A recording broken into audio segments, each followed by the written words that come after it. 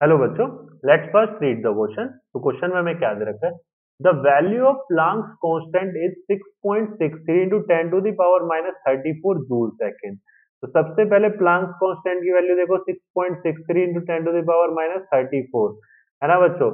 The velocity of light is 3.0 into 10 to the power 8 metre per second. तो velocity of light 3 into 10 to the power 8 metre per second.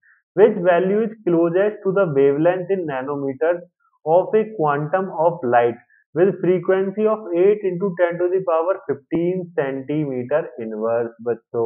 ठीक है, तो आपसे क्या पूछ रहा है कि हमसे वो वेवलेंथ पूछा है जो कि क्वांटम ऑफ लाइट के आसपास होगा। तो वो हम लोग कैसे निकाल सकते हैं बच्चों? तो उसको हम लोग कैसे करेंगे कि आपके पास फ्रीक्वेंसी गिवन है भाई, बिल्कुल गिवन है। ये हमने फ्रीक्वेंसी लिखी, तो ये फ्रीक्वेंसी क्या, 8 into 10 to the power 15 second inverse. तो ये हो गई इस तरीके से। क्लियर है? तो फ्रीक्वेंसी न्यू बराबर क्या होता है बच्चों, सी अपॉन में लैम्डा होता है।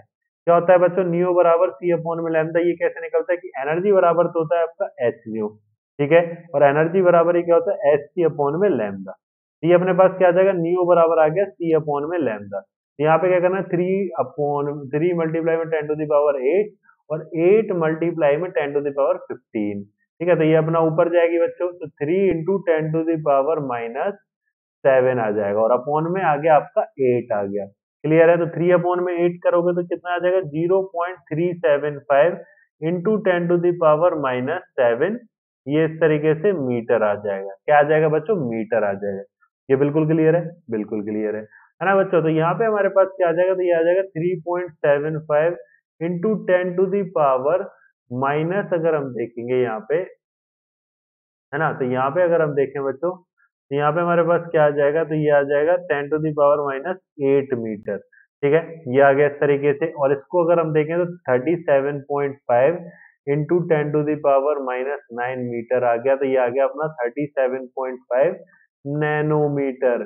ठीक है बच्चों, तो अगर आप यहाँ पे तेरे को देखो, 3 इंटू 10 टू द पावर 7 गलत है, 2 इंटू 10 टू द पावर -25 गलत है, 5 इंटू 10 टू द पावर -18 गलत है बच्चों। वो हमसे क्लोजेस्ट ही तो पूछ रहा था। तो क्लोजेस्ट अगर आप देखोगे तो क्या ये 3.75 को मैं ऐसे लिख सकता हूँ, 3.75 इंटू 10 टू द पावर 1, और इस 3.75 के क्लोजेस्ट है किसके, 4 के, तो 4 into 10 to the power 1 nanometre. तो ये आ गया। तो करेक्ट आंसर क्या हो जाएगा बच्चों, अपना option D will be the correct answer. I hope you understand it very well. Thank you.